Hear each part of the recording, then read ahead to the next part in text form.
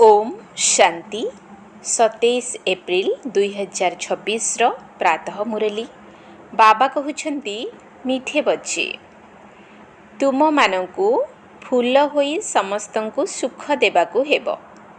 फूल सदृश संतान माने मुखरु सर्वदा रत्न बाहर करिबे। तुम मानंकु फूल होई समस्तंकु सुख देबाकु हेबो। फूल सदृश संतान माने मुखरु सर्वदा रत्न बाहर करिबे। प्रश्न फूल हेउथिबा संतान मानक प्रति भगवानकर एपरि केउ शिक्षा रहिछि जहा द्वारा सेमाने सर्वदा सुगंधयुक्त होई रहिबे। फूल हेउथिबा संतान मानक प्रति भगवानकर एपरि केउ शिक्षा रहिछि जहा द्वारा सेमाने सर्वदा सुगंधयुक्त होई रहिबे। उत्तर हे मोर फूल संतान माने तुमे माने निज भीतर को देख। मो भीतरे कौनसी आसुरी अवगुण रूपी कंटा नाही तो। जदि निज भीतरे कौनसी कंटा अछि तेबे जेपरि अन्यर अवगुण प्रति घृणा आसुछि सेहीपरि निजर आसुरी अवगुण प्रति मध्य घृणा कर। तेबे कंटा सबु बाहरी जीव। निजको सर्वदा देखु थाओ। मन वचन कर्म रे कौनसी विकर्म हेउ नाही तो जहा पाई दंड भोग करिबाकु पड़िबो। ओम शांति। आत्मिक संतान मानक प्रति आत्मिक पिता बसी बुझाउछंती वर्तमान रावण राज्य होइथिबा कारणरु सबु मनीष देह अभिमानी होई जाइछंती। सेथिपाई मनुष्य मानंकु जंगलर कंटा कुहा जाउछि। एकथा किए बुझाउछंती? बेहद्र पिता जिए बे कंटा को फूल कराउछंती। केउठी केउठी माया एभଳି अटे जे फूल हेउ हेउ तुरंत पुणी कंटा करि देउछि। एही दुनिया को कंटार जंगल कुहा जाउछि। एथिरे अनेक प्रकारर जीवजंतु सदृश मनुष्य माने रहुछंती। मनुष्य हेले मध्य परस्पर मध्यरे जीवजंतु सदृश लड़ाई झगड़ा करुछंती। घरे घरे झगड़ा लागी रहिछि। समस्ते विश्वर सागर रे ही पड़िछंती। ए सारा दुनिया बहुत बड़ विश्वर सागर अटे जेउथिरे मनुष्य उबुटुबु हेउछंती। एहाकु ही पतित भ्रष्टाचारी दुनिया कुहा जाउछि। एबे तुमी कंटारू फूल हेउछ। बाबा को बागवान अर्थात बगीचार मालिक मध्य कुहा जाउछि। बाबा बसी बुझाउछंती गीतारे ज्ञानर कथा रहिछि एवं मनुष्यंकर चलनी किपरि अटे भागवतरे ताहा वर्णना होइछि। कौन कौन कथा सब लेखि देइछंती?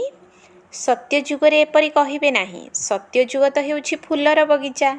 एबे तुमे फूल हेउछ। फूल होई पुणी कंटा होई जाउछ। आज बहुत भल भावे ज्ञान धारण करुछंती पुणी मायार तोफान आसी जाउछि। बसी बसी माया की अवस्था करि देउछि। बाबा कहउछंती मु तुमको विश्वर मालिक कराउछि। भारतवासी को कहउछंती तुमे विश्वर मालिक थिल। एहा कालीर कथा। सत्यजुगरे लक्ष्मी नारायणकर राज्य थिला। हीरा नीलार महल थिला। ताको ईश्वरंकर बगीचा बोली कहंती।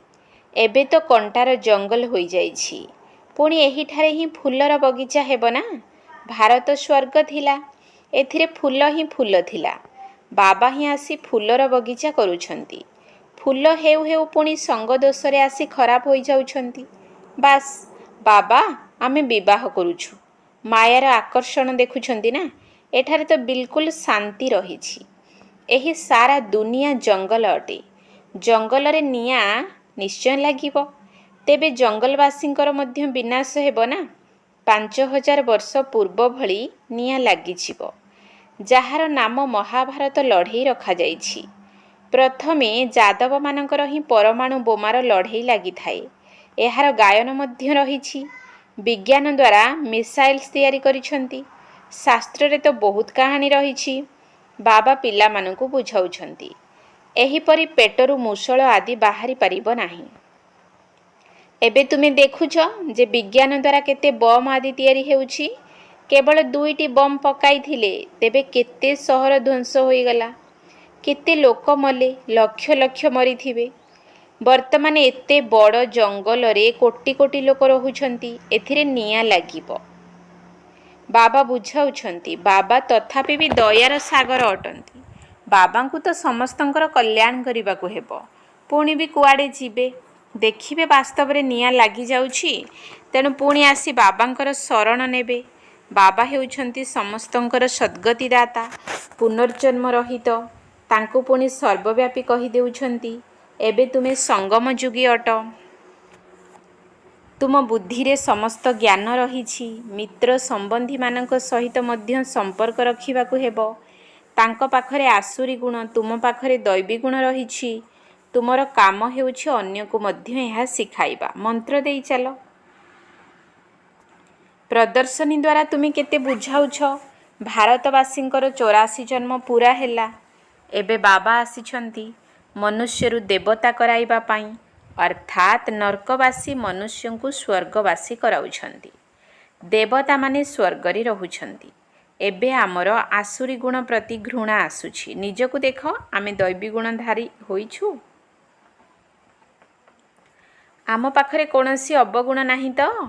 मन वचन कर्मरे आमे एहिपरि आसुरी काम करू नाहु तो? आमे कंटाकु फूल करिवार धंदा करूछु बा नाही? बाबा हेउछंती बागबान, तुमी ब्रह्मा कुमार कुमारी हेउछ माळी। भिन्न भिन्न प्रकारर माळी मध्य रहिथांती। केही केही तो अनाड़ी अछंती, जे काहाकु निज समान करि पारंती नाही। प्रदर्शनी को तो बागबान जीवे नाही, माळी अर्थात पिला माने जीवे। एही माळी मध्य शिव बाबांक साथी रे थिबारु जाई परिबे नाही। तुमी माळी सेवा करिबा पई जाउछ, भल भल माळी मानकु ही डाकी थांती। बाबा मध्य कहुछंती अनाड़ी मानकु डाक नाही। बाबा नाम कहू नाहंती। तृतीय श्रेणीर माळी मध्य अछंती ना। बागबान सेही मानकु स्नेह करिवे जे भल भल फूल तियारी करी देखाइबे। तांको उपरे बागबान खुशी मध्य हेबे। सेमाने मुखरु सर्वदा रत्न ही बाहर करिथांती। केही रत्न बदଳରେ पत्थर बाहर करिले बाबा कौन कहिबे? शिवंक उपरे अरख फूल मध्य चढ़ाई थांती ना, तेणु केही केही एभଳି मध्य चढ़ुछंती ना। तांकर चलणी तो देख किपरि, कंटा मध्य समर्पित हेउछंती, पुणी हाथ छाड़ी जंगल को चली जाउछंती। सत्व प्रधान हेबा बदଳରେ आहुरी ही तम प्रधान होई जाउछंती। तांकर पुणी की गति हेबो? बाबा कहउछंती मु प्रथमतः निष्कामी एवं द्वितीय रे परोपकारी अटे। भारतवासींक उपरे परोपकार करुछि जेउ माने मोर ग्लानि करुछंती। बाबा कहउछंती मु वर्तमान ही आसी स्वर्गर स्थापना करुछि। काहाको स्वर्ग जीवाकू कहिले तेबे कहउछंती आमे तो एठारे स्वर्गरे अछु ना। अरे सत्य जुगरे स्वर्ग हेबो, कली जुगरे पुणी स्वर्ग केउठारु आसीबो? कली जुगकू नरक कुहा जाउछि। एहा पुराणा तम प्रधान दुनिया। मनुष्यंकु जणा ही नाही कि स्वर्ग केउठारे हेबो। आकाशरे स्वर्ग अछि बोली भाबुछंती। दिलवाड़ा मंदिर रे मध्य ऊपरे स्वर्ग देखाइछंती, तळे तपस्या करुछंती। मनुष्य सेइथिपाई कहि देउछंती अमुक स्वर्ग को गला। स्वर्ग केउठारे अछि? समस्तंक पाई कहि देउछंती स्वर्गवासी हेले। एहा हेउछि विषय सागर। विष्णुपुरी को क्षीर सागर कुहा जाउछि। लोके पुणी पूजा करिबा पाई बड़ पोखरी खोली देइछंती, सेथिरे विष्णु को बसाइछंती। वर्तमान तुमे संतान माने स्वर्ग को जीवा पाई प्रस्तुत हेउछ, जेउठारे क्षीरर नदी बहिबो। एबे तुमे संतान माने फूल होई जाओ। तुमर चलणी एपरि हेबा अनुचित जहा फलरे केही तुमको कंटा बोली कहिबे। सर्वदा फूल हेबा पाई पुरुषार्थ करि चल। माया कंटा करि देउछि, सेथिपाई निजको बहुत बहुत संभाळिबाकू हेबो। बाबा कहउछंती गृहस्थ व्यवहार रे रही कमल पुष्प समान पवित्र हेबाकू पड़िबो। बागबान बाबा कंटारू फूल करिबाकू आसिछंती। देखिबाकू हेबो जे मु फूल होइछि। फूल समान दिव्य गुण युक्त आत्मा को ही सेवा पाई सबु जगह को डाकी थांती। कहि थांती बाबा गोलाप फूल भली संतान को पठाओ। देखा तो जाउछि ना केउ केउ प्रकार फूल अछंती। बाबा कहउछंती मु आसुछि तुमको राजयोग सिखाइबा पाई। ଏହା ସତ୍ୟ ନାରାୟଣଙ୍କ କଥା ହିଁ ଅଟେ। ସତ୍ୟ ପ୍ରଜାଙ୍କର ନୁହେଁ। ରାଜା ରାଣୀ ହେଲେ ପ୍ରଜା ମଧ୍ୟ ନିଶ୍ଚୟ ହେବେ। ଏବେ ତୁମେ ବୁଝୁଛ ଯେ କ୍ରମାନୁଯାୟୀ କିପରି ରାଜା ରାଣୀ ତଥା ପ୍ରଜା ହେଉଛନ୍ତି। ଗରିବ ଯାହାଙ୍କ ପାଖରେ 2ରୁ 5 ଟଙ୍କା ମଧ୍ୟ ବଞ୍ଚୁନାହିଁ, ସେ କ'ଣ ଦେବେ? ତାଙ୍କୁ ମଧ୍ୟ ସେତିକି ପ୍ରାପ୍ତି ମିଳିଥାଏ ଯେତିକି 1000 ଦେଲାବାଲାଙ୍କୁ ମିଳିଥାଏ। ଭାରତ ହେଉଛି ସବୁଠାରୁ ଅଧିକ ଗରିବ ଦେଶ। କାହାର ହେଲେ ମନେ ନାହିଁ ଯେ ଆମେ ଭାରତବାସୀ ସ୍ୱର୍ଗବାସୀ ଥିଲୁ। ଦେବତାମାନଙ୍କର ମହିମା ମଧ୍ୟ ଗାନ କରୁଛନ୍ତି, କିନ୍ତୁ କିଛି ବୁଝିପାରୁନାହାନ୍ତି। ଯେପରି ବେଙ୍ଗ ଟ୍ରନ୍ ଟ୍ରନ୍ କରିଥାଏ, ବୁଲବୁଲ କେତେ ମିଠା ଶବ୍ଦ କରିଥାଏ, କିନ୍ତୁ ତାର ଅର୍ଥ କିଛି ନାହିଁ। ଆଜିକାଲି କେତେ ଗୀତ ଶୁଣାଇବା ବାଲା ରହିଛନ୍ତି। ମାତାମାନେ ମଧ୍ୟ ଗୀତା ବିଷୟରେ ପ୍ରବଚନ କଲେଣି। ଗୀତା ଦ୍ୱାରା କେଉଁ ଧର୍ମ ସ୍ଥାପନ ହୋଇଛି ଏକଥା କିଛି ହେଲେ ବି ଜାଣିନାହାନ୍ତି। କେହି ଅଳ୍ପ କିଛି ରିଦ୍ଧିସିଦ୍ଧି ଦେଖାଇ ଦେଲେ ତ ବାସ୍ ଭାବୁଛନ୍ତି ଇଏ ଭଗବାନ ଅଟନ୍ତି। ଗାନ କରୁଛନ୍ତି ପତିତ ପାବନ। ତେଣୁ ପତିତ ହେଲେ ନା। ବାବା କହୁଛନ୍ତି ବିକାରଗ୍ରସ୍ତ ହେବା ଏହା ପ୍ରଥମ ନମ୍ବରର ପତିତ ପଣିଆ ଅଟେ। ଏହି ସାରା ଦୁନିଆ ପତିତ ଅଟେ। ସମସ୍ତେ ଡାକୁଛନ୍ତି ହେ ପତିତ ପାବନ ଆସ। ତେଣୁ ସେ ଏବେ ଆସିବେ ନା ଗଙ୍ଗା ସ୍ନାନ ଦ୍ୱାରା ପବିତ୍ର ହେବାକୁ ହେବ? ବାବାଙ୍କୁ ମନୁଷ୍ୟରୁ ଦେବତା କରାଇବା ପାଇଁ କେତେ ମେହନତ କରିବାକୁ ପଡ଼ୁଛି। ବାବା କହୁଛନ୍ତି ମୋତେ ମନେ ପକାଇବା ଦ୍ୱାରା ତୁମେ କଣ୍ଟାରୁ ଫୁଲ ହୋଇଯିବ। ମୁଖରୁ କେବେ ପଥର ବାହାର କର ନାହିଁ, ଫୁଲ ହୁଅ। ଏହା ମଧ୍ୟ ପାଠପଢ଼ା ଅଟେ ନା। ଚାଲୁ ଚାଲୁ ଖରାପ ଗ୍ରହ ଆସିଗଲେ ଫେଲ୍ ହୋଇଯାଆନ୍ତି। ଆଶାବାଦୀରୁ ନିରାଶାବାଦୀ ହୋଇଯାଆନ୍ତି। ପୁଣି କହୁଛନ୍ତି ଆମେ ବାବାଙ୍କ ପାଖକୁ ଯିବୁ। ଇନ୍ଦ୍ରସଭାକୁ ବିକାରୀ ଆସିପାରିବେ ନାହିଁ। ଏହା ଇନ୍ଦ୍ରସଭା ଅଟେ ନା। ନେଇ ଆସୁଥିବା ବ୍ରାହ୍ମଣୀମାନଙ୍କ ଉପରେ ବହୁତ ଜବାବଦାରୀ ରହିଛି। ବିକାରଗ୍ରସ୍ତ ହେଲେ ବ୍ରାହ୍ମଣୀ ଉପରେ ମଧ୍ୟ ବୋଝ ଚଢ଼ିବ। ସେଥିପାଇଁ ବୁଝି ସୁଝି କାହାକୁ ଆଣିବା ଦରକାର। ଆଗକୁ ଗଲେ ତୁମେ ଦେଖିବ ସାଧୁ ସନ୍ଥ ଆଦି ସବୁ ଧାଡ଼ିରେ ଛିଡ଼ା ହେବେ। ଭୀଷ୍ମ ପିତାମହ ଆଦିଙ୍କର ନାମ ତ ଅଛି ନା। ପିଲାମାନଙ୍କର ବହୁତ ବିଶାଳ ବୁଦ୍ଧି ହେବା ଦରକାର। ତୁମେ କାହାକୁ ହେଲେ ବି କହିପାରିବ ଭାରତ ଫୁଲର ବଗିଚା ଥିଲା, ଦେବୀ ଦେବତାମାନେ ରହୁଥିଲେ, ଏବେ ତ କଣ୍ଟା ହୋଇଯାଇଛି। ତୁମ ପାଖରେ 5 ବିକାର ରହିଛି ନା। ରାବଣ ରାଜ୍ୟ ଅର୍ଥ ଜଙ୍ଗଲ। ବାବା ଆସି କଣ୍ଟାକୁ ଫୁଲ କରୁଛନ୍ତି। ଖିଆଲ କରିବା ଦରକାର। ଏବେ ଆମେ ଗୋଲାପ ଫୁଲ ନ ହୋଇପାରିଲେ ଜନ୍ମ ଜନ୍ମାନ୍ତର ଅରଖ ଫୁଲ ହିଁ ରହିବୁ। ପ୍ରତ୍ୟେକଙ୍କୁ ନିଜର କଲ୍ୟାଣ କରିବାକୁ ହେବ। ଆମେ ଶିବ ବାବାଙ୍କ ଉପରେ ଦୟା କରୁନାହୁଁ, ନିଜ ଉପରେ ହିଁ ଦୟା କରିବାକୁ ହେବ। ଏବେ ଶ୍ରୀମତରେ ଚାଲିବାକୁ ହେବ। ବଗିଚାକୁ କେହି ଗଲେ ସୁଗନ୍ଧିତ ଫୁଲକୁ ହିଁ ଦେଖିଥାନ୍ତି, ଅରଖକୁ କେହି ଦେଖିବେ ନାହିଁ। ଫୁଲର ପ୍ରଦର୍ଶନୀ ହୋଇଥାଏ ନା। ଏହା ମଧ୍ୟ ଏକ ଆତ୍ମାରୂପୀ ଫୁଲର ପ୍ରଦର୍ଶନୀ। ଏଠାରେ ବହୁତ ବଡ଼ ପୁରସ୍କାର ମିଳିଥାଏ। ବହୁତ ଫାଷ୍ଟ କ୍ଲାସ୍ ଫୁଲ ହେବାକୁ ପଡ଼ିବ। ତେଣୁ ଚଳଣି ବହୁତ ମଧୁର ହେବା ଦରକାର। କ୍ରୋଧୀ ବ୍ୟକ୍ତିଙ୍କ ସହ ବହୁତ ନମ୍ର ବ୍ୟବହାର କରିବା ଉଚିତ। ଆମେ ଶ୍ରୀମତ ଦ୍ୱାରା ପବିତ୍ର ହୋଇ ପବିତ୍ର ଦୁନିଆ ସ୍ୱର୍ଗର ମାଲିକ ହେବାକୁ ଚାହୁଁଛୁ। ଯୁକ୍ତି ତ ବହୁତ ରହିଛି ନା। ମାତାମାନଙ୍କ ଭିତରେ ଛଳନାକାରୀ ବହୁତ ଥାଆନ୍ତି।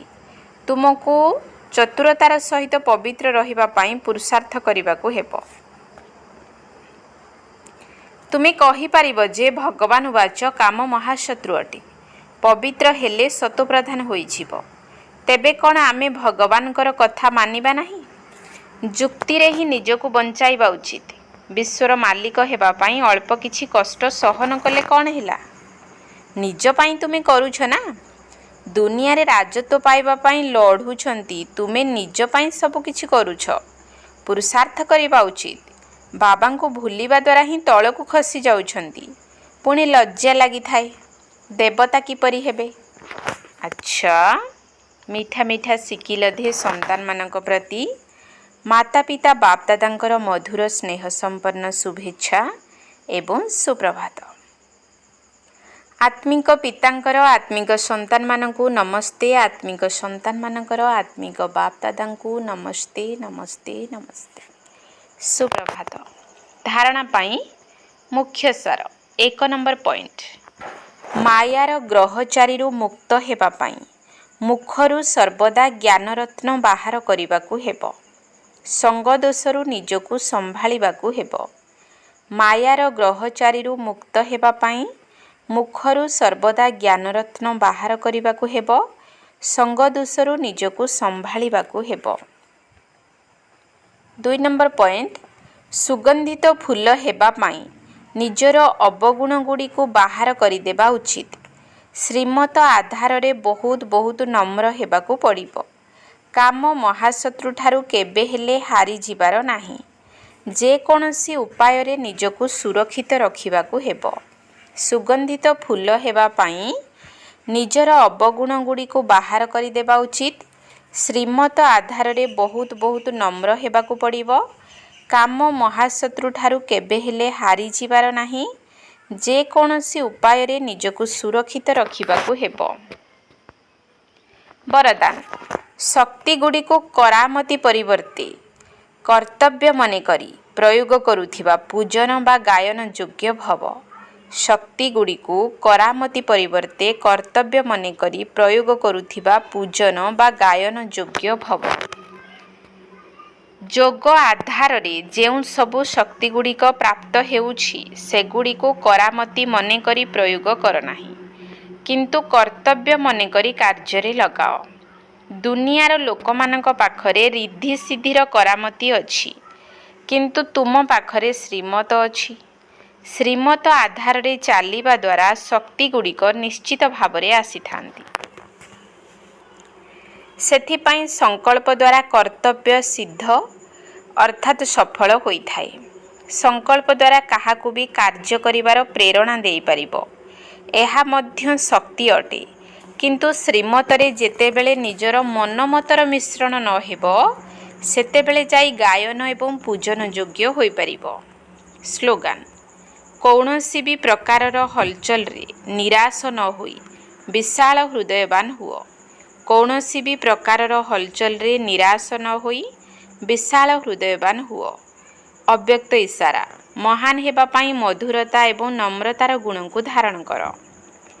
ଯେଉଁମାନେ ସରଳଚିତ ଅଟନ୍ତି ସେହିମାନେ ହିଁ ମଧୁରତାର ଗୁଣରେ ସମ୍ପନ୍ନ ଅଟନ୍ତି ଏବଂ ସେହିମାନେ ହିଁ ସର୍ବଦା ହର୍ଷିତ ରହିଥାନ୍ତି।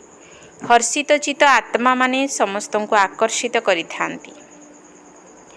ତେବେ ହର୍ଷିତର ଅର୍ଥ ହିଁ ହେଉଛି ଅତୀନ୍ଦ୍ରିୟ ସୁଖରେ ଝୁମିବା।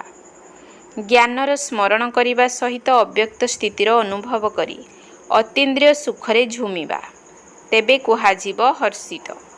ଯେଉଁମାନେ ଏହିଭଳି ହର୍ଷିତ ରହିଥାନ୍ତି ସେହିମାନେ ହିଁ ଅନ୍ୟମାନଙ୍କୁ ଆକର୍ଷିତ କରିଥାନ୍ତି। ଓମ୍ ଶାନ୍ତି।